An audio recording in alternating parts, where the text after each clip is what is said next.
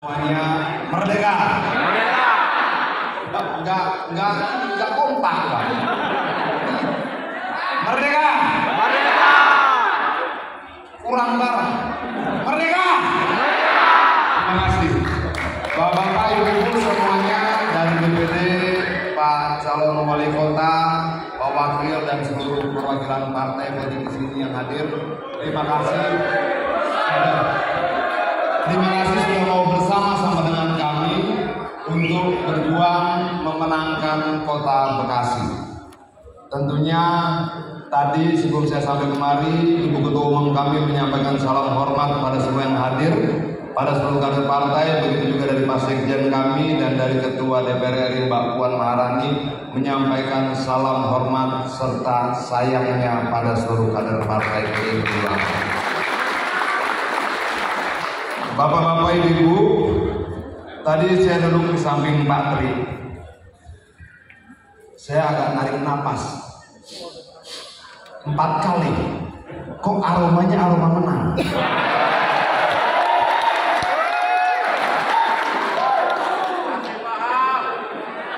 Tadi waktu Pak Tri menyambut Pak Wakil, dia berdiri, saya lihat postur tubuhnya. Ini postur menang.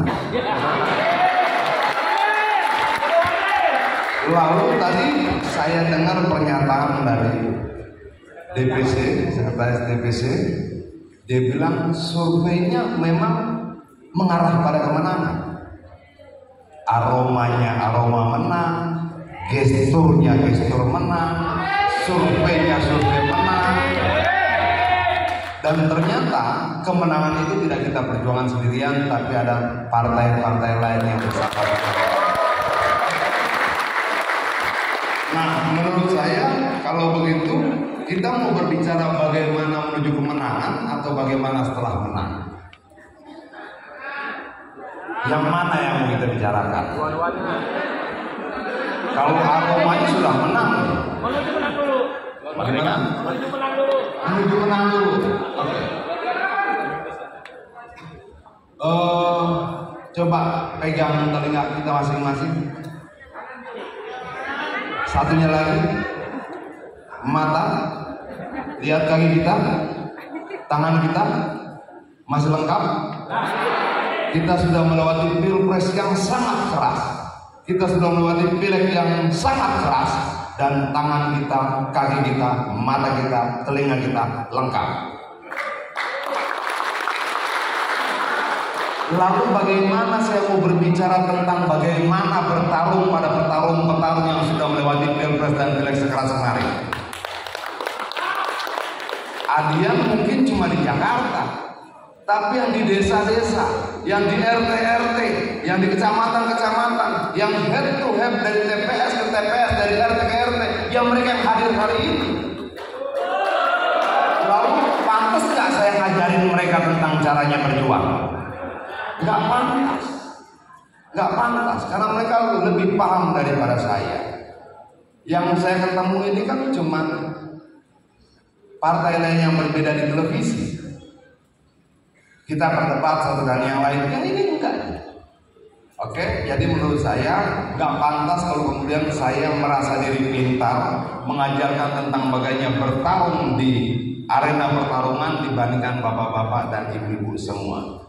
Jadi saya lebih tertarik untuk berbicara kalau sudah menang ngapain.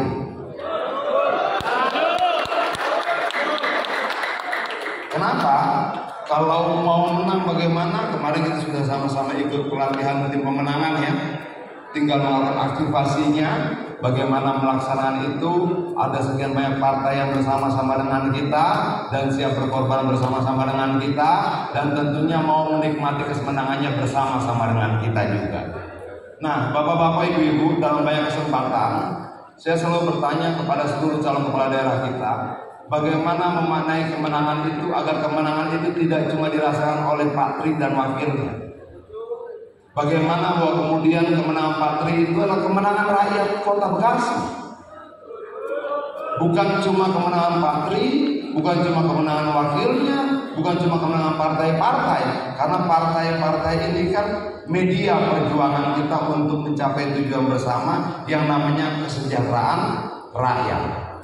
Nah, bagaimana caranya agar kemudian kemenangan Pak Tri ini berdampak, bermanfaat bagi anak-anak buruh di Kota Bekasi, bagi anak-anak pekerja sosial di Kota Bekasi, bagi anak-anak banyak orang miskin di Kota Bekasi. Kalau kemudian kemenangan Pak Tri hanya bermanfaat buat dirinya, saya menyesal hadir di tempat ini.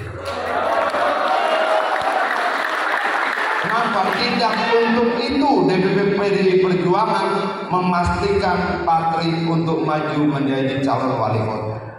Artinya, maaf, saya berharap kemenangan Pak Tri adalah kemenangan rakyat Kota Bekasi. Menangnya Pak Tri harus mampu membuat mereka anak-anak usia sekolah punya harapan untuk bersekolah lebih tinggi.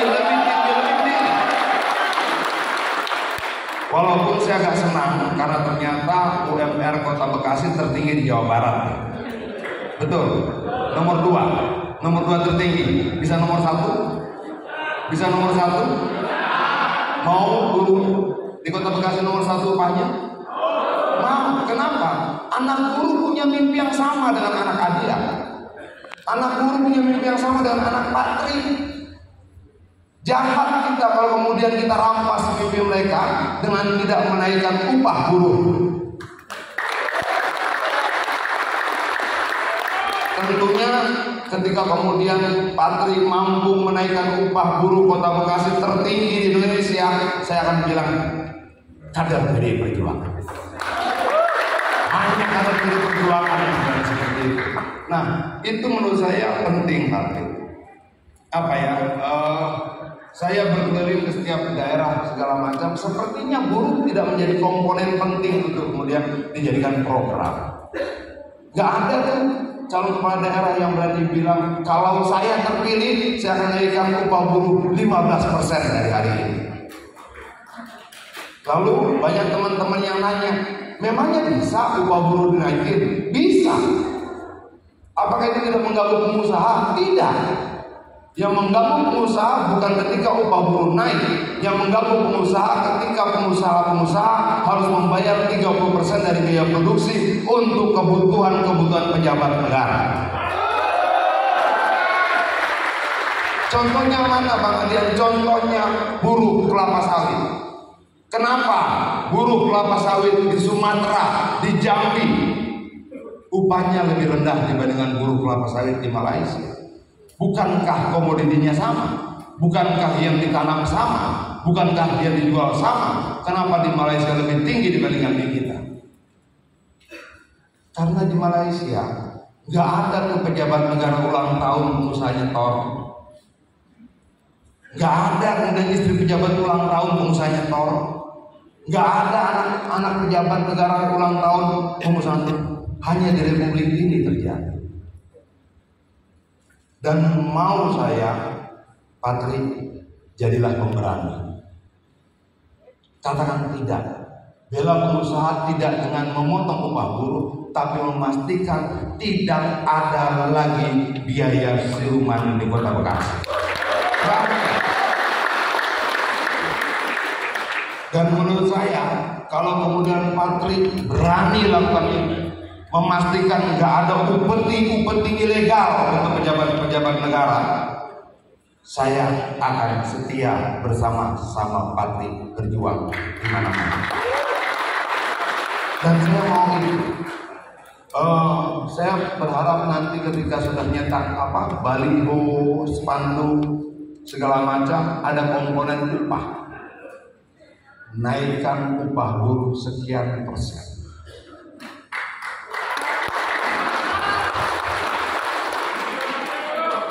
Partai buruh setuju?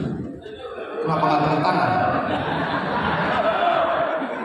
Ya, waktu dulu saya sempat diskusi keras, panjang dan tajam dengan Mas Pacul, dan terakhir sebelum saya berpisah, dia bilang pada saya begitu, Adian, kamu tahu tugasmu apa? Tugas seluruh kader PDI Perjuangan adalah memberikan tenaga pada kaum miskin, memberikan tenaga pada kaum marhaen, memberikan tenaga tambahan pada mereka yang teraniaya, dimarginalkan dan dipinggirkan. Dan saya mau program perjuangan untuk buruh pabrik, untuk buruh kebun, untuk buruh pertanian. Berani kita katakan, harus lebih berani daripada partai buruh. Kenapa? Karena tugas kita adalah menambah tenaga kaum miskin, menambah tenaga kaum marhaen. Jadi saya tidak mau berbicara panjang lebar di sini tentang bagaimana caranya menang, karena ini periode keduanya Pak Tri. Saya tidak mau berbicara tentang bagaimana caranya menang dengan lihat ketua-ketua partai yang sekian banyak bersama-sama dengan kita, kader partai yang solid dan kompak bersama-sama dengan kita, dan aroma tubuh Pak Tri tadi. Saya cuma tertarik, kalau sudah menang bagaimana Pak Wali? Kalau sudah menang bagaimana Pak Wakil? Jangan dong kemudian tiba-tiba PAC dari salah satu kecamatan WhatsApp saya dan bilang, Bang, yang nambah bukan upah buruh, yang nambah rumahnya Pak Tri.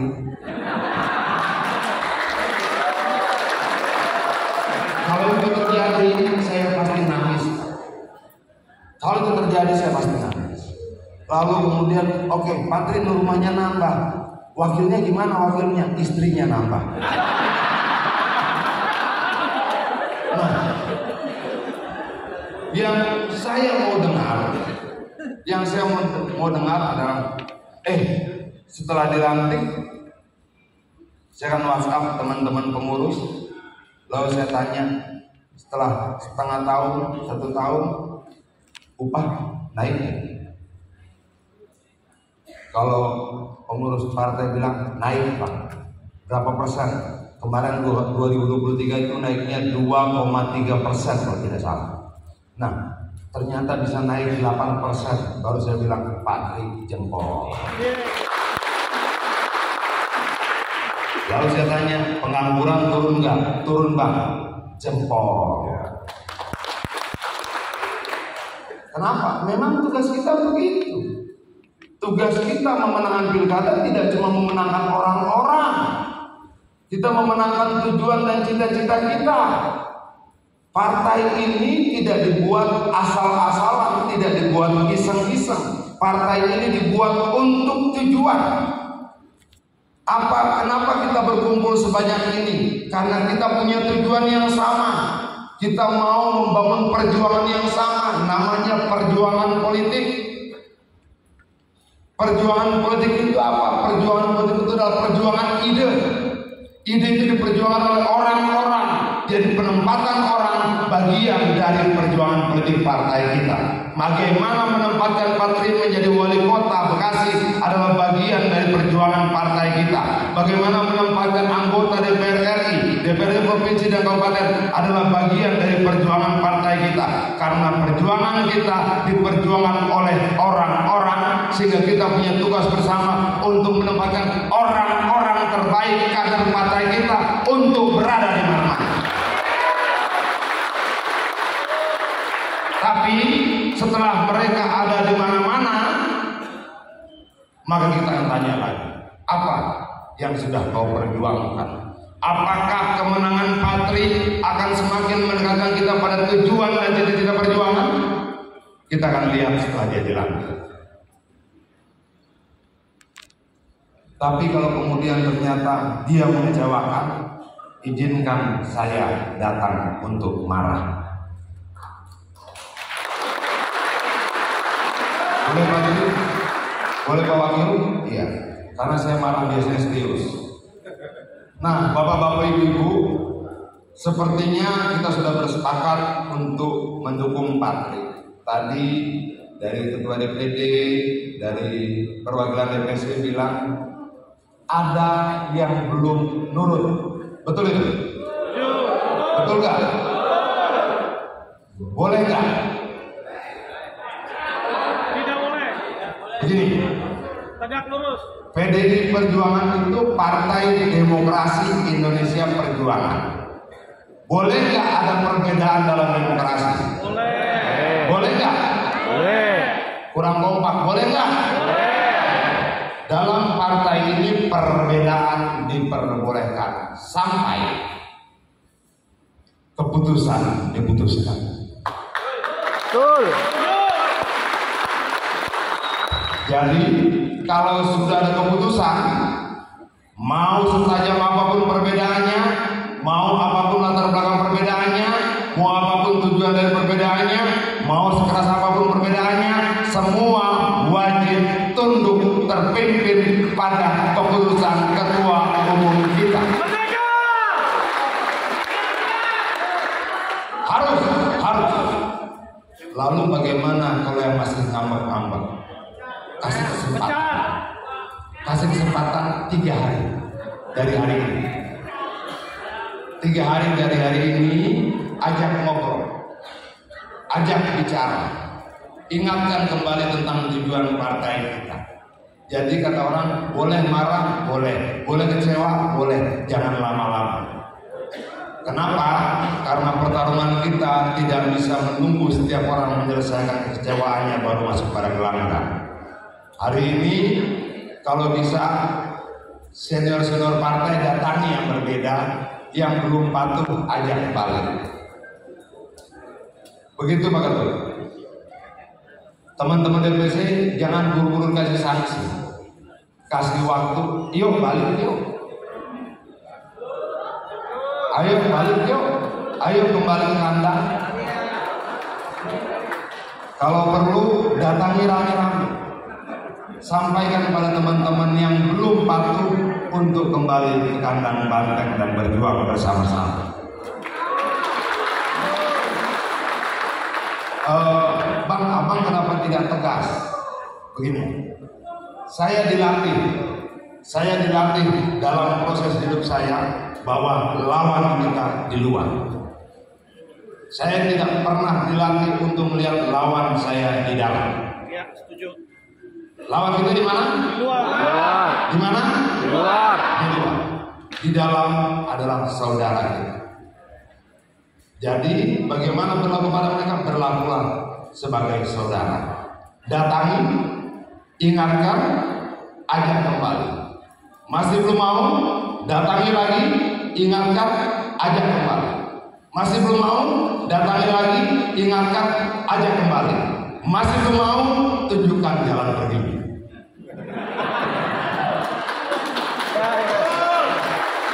Tapi sama saudara kita harus rayu berkali-kali. Tapi kalau sudah 3 kali kita ajak ngomong, 4 kali kita ajak ngomong, oke, kita mudahkan jalannya untuk keluar dari tempat kita. Dan itu tidak cuma terhadap kader-kader partai di tingkat ranting, anak cabang dan cabang. Bahkan kalau ada yang sudah jadi presiden pun tidak mau bersama-sama dengan kita, silakan.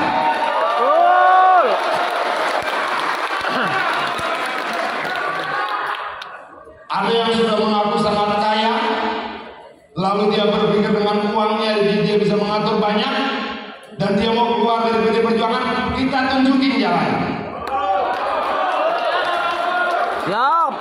Tapi sebelumnya kita akan datang berkali-kali memohon, tolong jangan. Tapi kalau sudah 1 kali, 2 kali, 3 kali, kalau kata Panci berapa kali? 3 kali. Panci bilang cukup 3 kali. Kalau 3 kali sudah kita ajak ngomong, kita datang, Bapak balik yuk. Enggak. Bapak balik yuk. Enggak. Bapak ayo pulang. Enggak. Pak, jangan keluar dari sana.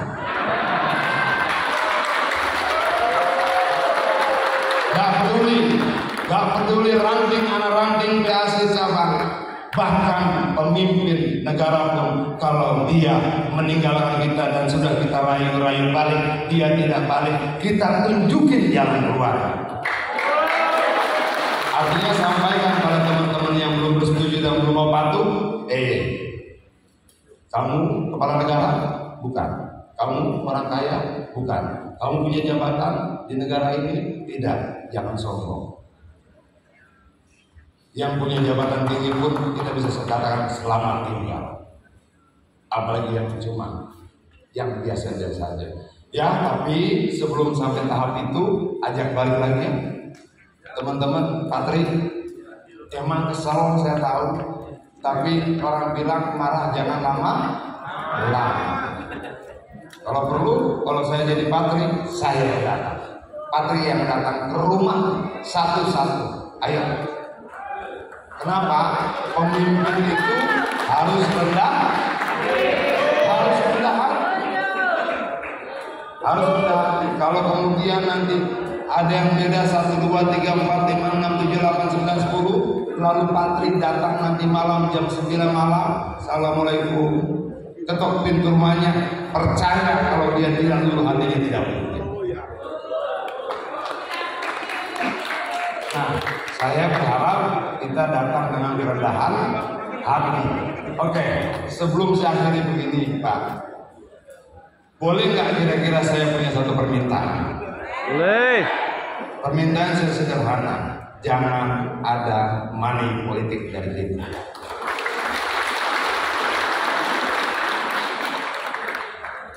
Kenapa saya minta seperti itu? Agar Patri ketika menang tidak sibuk cari kembali uang, sehingga uangnya dia pakai betul-betul buat rakyat. Nah, mungkin nggak itu kita lakukan? Mungkin Pak. Saya di DPR RI sudah masuk periode yang ketiga, dan saya bisa jamini selama kampanye 3 pemilu saya tidak menggunakan amplop 1 buah pun. Ada berapa DPT di Kota Bekasi? Berapa? 1,8 juta. Patri punya istri? Pak Wakil punya istri? Sama.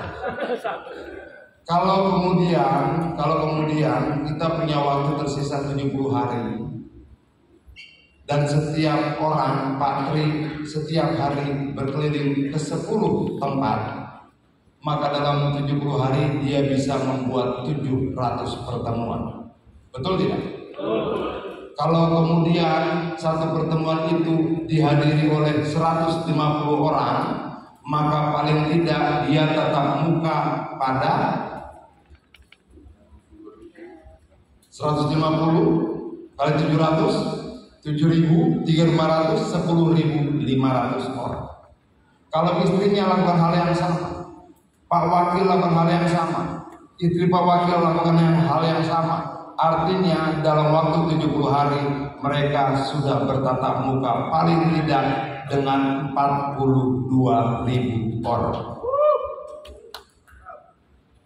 Apakah itu untuk mencari suara saja? Tidak. Selain mencari suara, memastikan pemimpin kita mengenal dengan baik rakyat yang akan dia pimpin. Datang.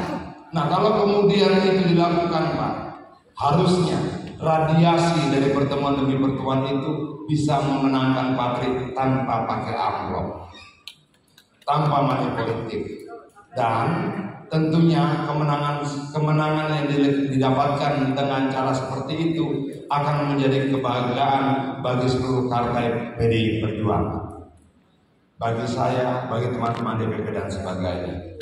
Kalau bisa Pak Ketua Partai, kita jaga agar tidak ada money politik di Kota Bekasi, tidak ada intimidasi di Kota Bekasi, tidak ada panggil-memanggil kepala desa di Kota Bekasi, tidak ada ancam-mengancam di Kota Bekasi, tidak ada kemudian bansos-bansosan di Kota Bekasi yang menggunakan uang rakyat.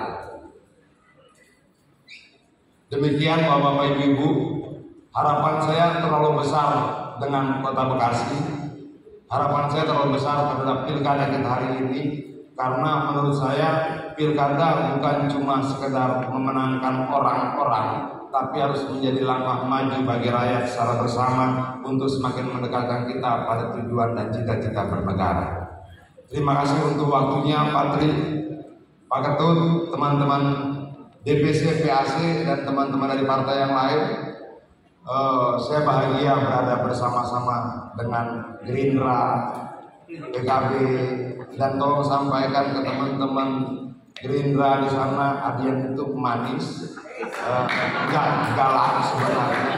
Begitu juga teman-teman Perindo, Nasdem dan sebagainya. Salam hormat saya untuk seluruh DPP kalian. Sampaikan cinta kami semua dan materi juga untuk seluruh pengurus partai kalian. Dan saya percaya bahwa kita akan membangun Kota Bekasi bersama-sama menjadi lebih baik di kemudian hari. Terima kasih. Selamat siang. Merdeka. Kenapa kurang kompak ya? Merdeka. Merdeka. Pak pimpinan partai boleh sama-sama kita teriak merdeka?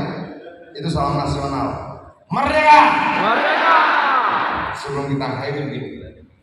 Salam Pancasila. Salam Pancasila. Semua harus berdiri dan bilang salam Pancasila. Coba kita tes dulu. Kader partai harus tahu. Siap ya? Kompak ya? Siap? Salam Pancasila. Salam Pancasila. Nah, luar biasa. Duduk lagi, kita 3 kali latihan. Karena ini harus bersosialisasikan. Salam Pancasila. Salam Pancasila. Duduk lagi sekali lagi. Salam Pancasila. Salam Pancasila. Luar biasa. Merdeka. Merdeka. Baik, terima kasih kepada Bang Adiana Pindahulu agar untuk semangatnya luar biasa, untuk supportnya kepada kami. Dan acara selanjutnya hadirin yang kami hormati, tibalah kita di